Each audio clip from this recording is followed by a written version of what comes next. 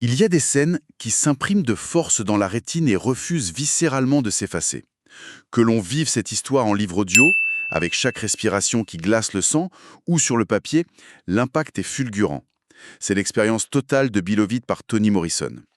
Une plongée asphyxiante dans la psyché humaine, face à un système conçu pour broyer l'âme. Une œuvre, disons, viscérale. Au centre de cette toile, il y a Seth. On est jeté sans aucun avertissement au cœur de son isolement infernal en 1873. Avec un paradoxe insoutenable en ligne de mire. Un amour maternel d'une telle férocité qu'il devient littéralement meurtrier.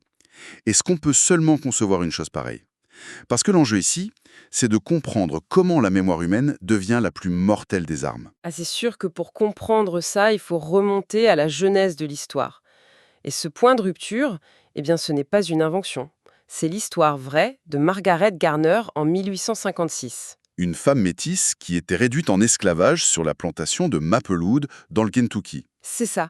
Elle décide de fuir vers l'Ohio, qui est un État libre, mais le contexte juridique de l'époque, c'est un piège absolu.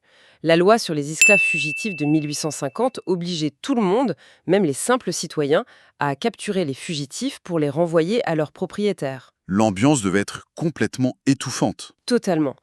Margaret Garner se retrouve traquée, elle est acculée dans une cabane. Et là, face à la certitude absolue qu'elle et ses enfants vont retourner dans l'enfer de la servitude, elle prend cette décision vertigineuse. Elle tue sa propre fille de 2 ans. C'est une logique glaçante. La mort vaut mieux que l'esclavage. C'est le genre de tragédie qui fiche complètement une société. Complètement. Son procès est d'ailleurs devenu le plus long et le plus cher de l'époque. Mais tu sais, ce qui est vraiment fascinant, c'est l'approche de l'auteur face à ce drame. N'importe qui aurait passé des mois dans les archives pour vérifier chaque minute du procès. Toni Morrison, elle, a fait l'inverse. Elle a délibérément arrêté ses recherches. Dès qu'elle a trouvé une petite coupure de presse d'époque, elle a tout stoppé. Exactement. Elle voulait absolument préserver un espace imaginaire. Le problème des archives historiques, c'est qu'elles sont biaisées. Elles ont été écrites par et pour les dominants.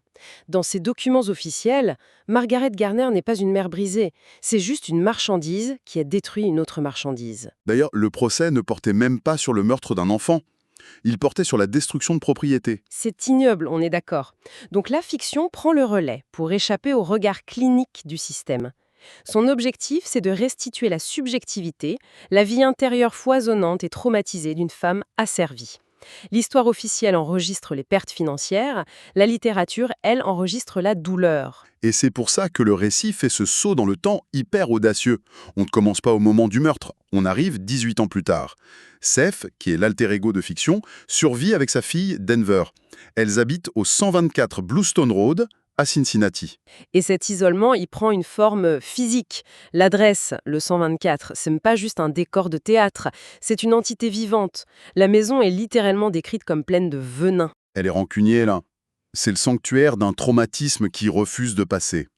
Et c'est là que l'irrationnel débarque, avec cette scène devenue culte. Une jeune femme mystérieuse sort de l'eau.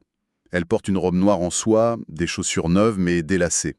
Elle s'installe chez elle et annonce qu'elle s'appelle Beloved. L'ironie et le poids tragique de ce nom sont écrasants. Beloved, ça veut dire la bien-aimée. C'est l'unique mot que Seth a pu faire graver sur la tombe de son bébé assassiné, pas par choix poétique, hein. Elle a dû payer le graveur avec son propre corps, et elle n'avait de quoi payer que pour ces quelques lettres. Elle n'a même pas pu ajouter le mot Dearly avant. Et voir soudainement ce nom incarné par une vraie jeune femme, en chair et en os, ça détruit toutes les lois de la rationalité. Mais le réalisme pur manquait d'oxygène pour décrire une atrocité pareille. Le fantôme n'est pas un petit ectoplasme transparent qui fait grincer les portes. Il mange, il prend du poids, il a des exigences. C'est l'incarnation d'un traumatisme colossal. Et ça puise dans des racines culturelles très précises. On pense forcément à la culture Yoruba d'Afrique de l'Ouest. Le concept de l'abiku, cet enfant esprit dont le cycle tragique consiste à naître, mourir vite et revenir inlassablement harceler sa mère. C'est tout à fait le comportement de Beloved.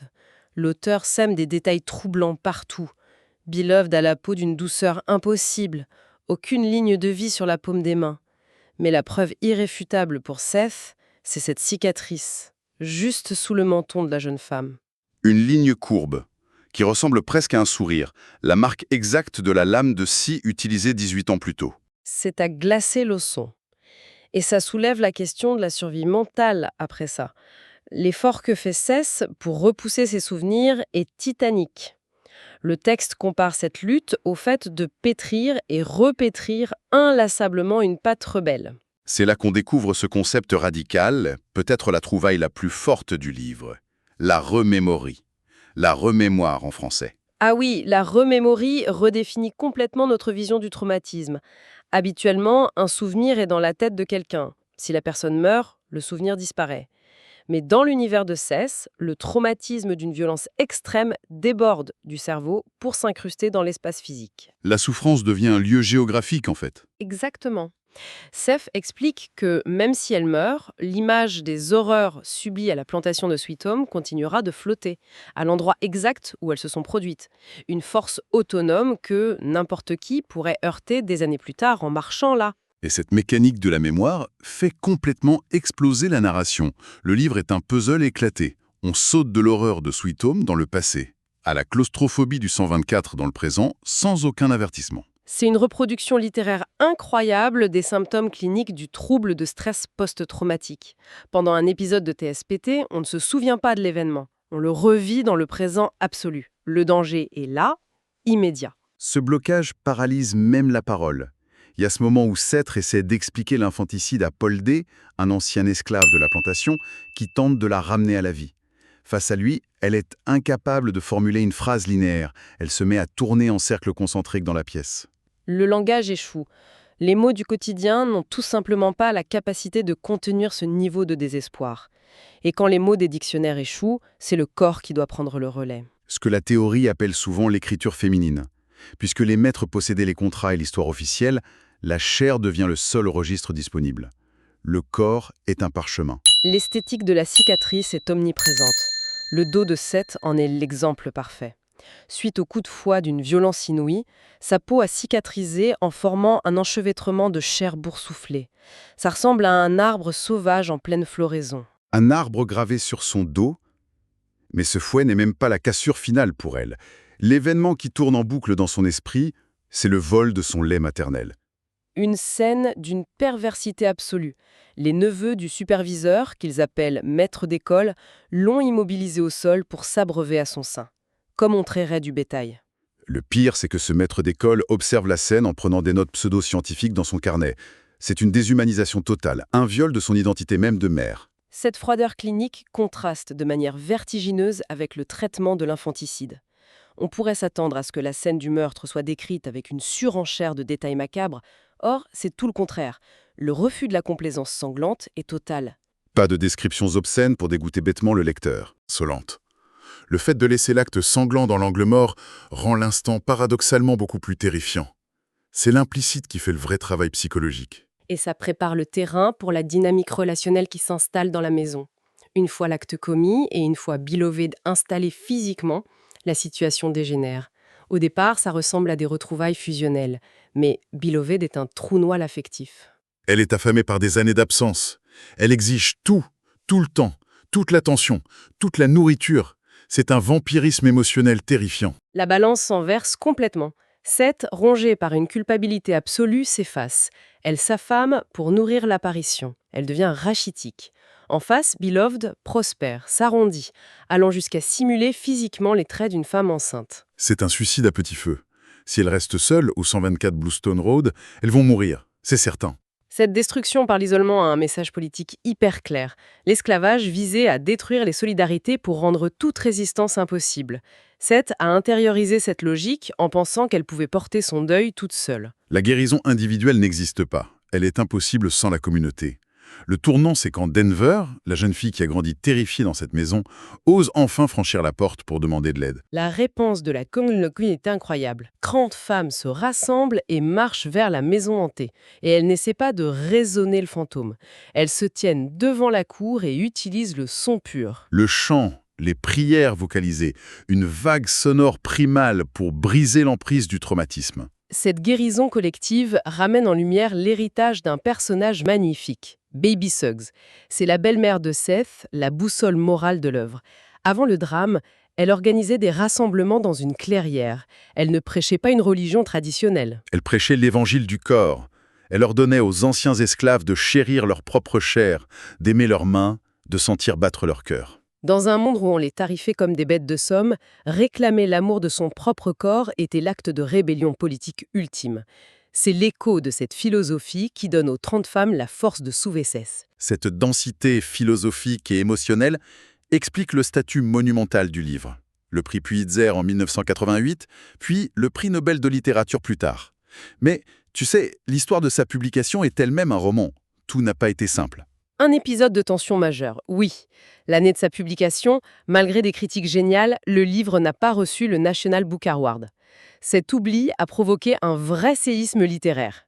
48 écrivains et intellectuels afro-américains, menés par Maya Angelou, ont carrément publié une lettre ouverte dans le New York Times.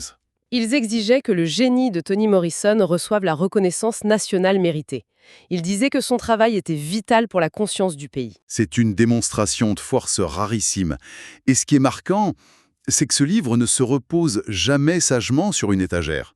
Aujourd'hui encore, il suscite des affrontements publics, il atterrit régulièrement sur les listes de livres bannis dans certaines écoles américaines. Le débat est extrêmement polarisé. D'un côté, des comités de parents estiment que la brutalité frontale de l'infanticide, les violences physiques et sexuelles sont traumatisantes et inadaptées pour des adolescents. On peut comprendre que ça heurte des sensibilités. Tout à fait.